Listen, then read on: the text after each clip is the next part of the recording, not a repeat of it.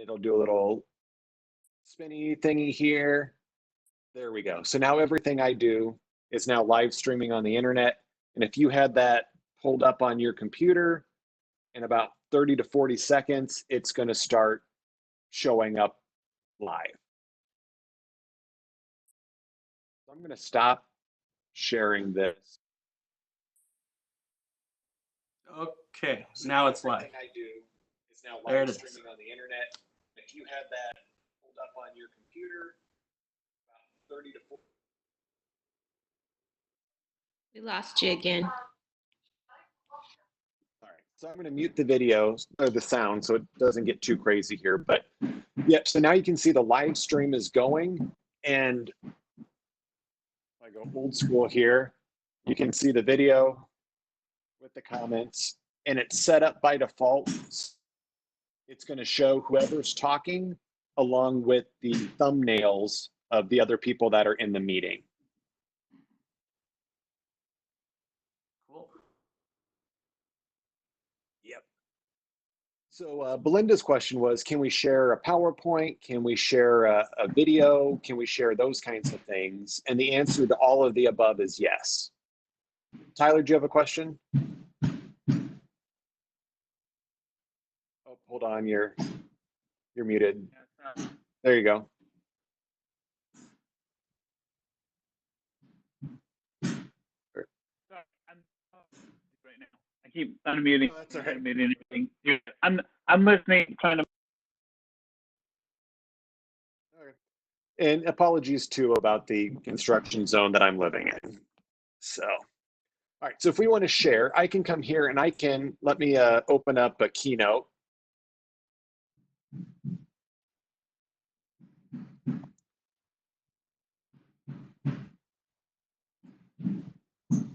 All right, so I'm opening up a Keynote here. And so I'm going to go in WebEx to the share button. I'm going to choose my Keynote window. And then I can go full screen here with the Keynote. And so since I have my camera on, you can still see my picture, right? You still see my video? Spinning right now, but it looks like it's trying to keep up. Oh, there it goes. Okay. Yeah, now you're on it. Okay. Yep, and so it looks like I went full screen. Yep, and it's showing up in the live stream. Oh yeah. With it. Yep. And so I can go through, I can take a look here. We can talk about qualitative data. We can go through. And so I can be presenting my Keynote, my PowerPoint, whatever I'd like, right from the WebEx. And it'll be going with the videos and all of that kind of stuff. Sound that you do, that'll be all shared as well. Hey, Matt. Yep.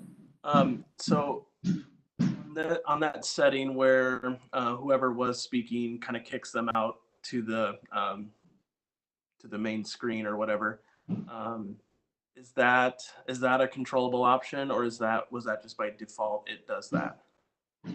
That's how I have it set up in the WebEx control panel for live streaming. Okay. I'm not sure if as a user you're able to change that. That would be a follow-up piece that we can look at. That's what I was wondering. Like, if as a teacher, let's say you got a kid that keeps chiming in like me, and then they keep taking over the live stream screen when in fact probably whatever the teacher should be, the view should be on them for demonstrating or something. That's what I was wondering, if you could turn that off or something as part of that feature. Yeah, let's see. Log into the preferences on what You could gets foresee a student displayed. sneezing, or if we had students on camera or doing the meeting while the live stream was going, which they Totally, and really need to do, different things you can do. If I share my WebEx meeting screen again here.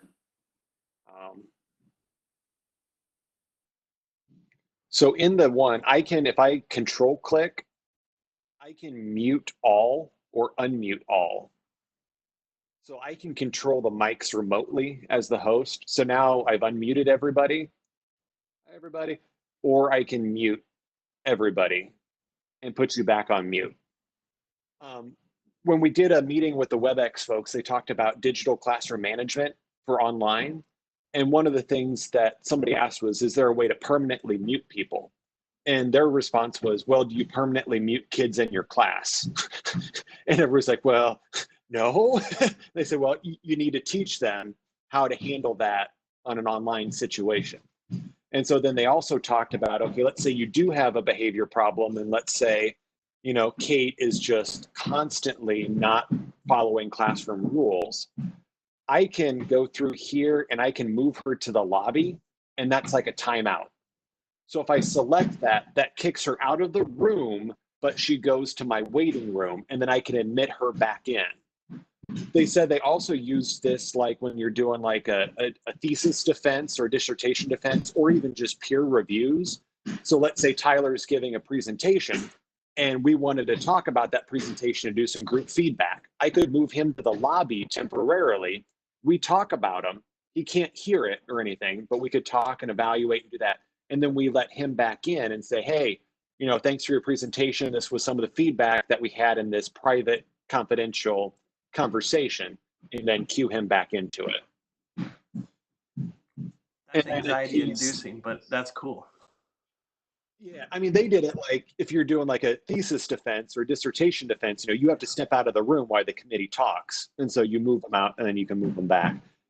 If you need to permanently kick them out, you can expel them. And then that is a permanent like boot. That's like go to the principal office. You can't join this meeting again.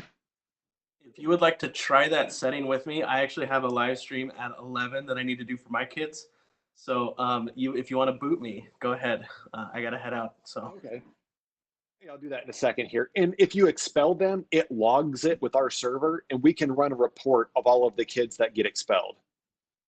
Oh. So if we're looking for like, if we do have to do an extended period of virtual schooling, you know, it's like running an attendance or, you know, chalking up, you know, how many times so-and-so had to go down and talk to Mr. Hotovy.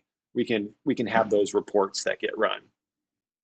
So that's it. That's live streaming everything. The stream is still going here.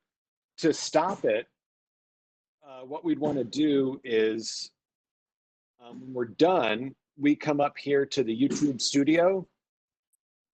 And when we're done streaming, I come up here to end stream.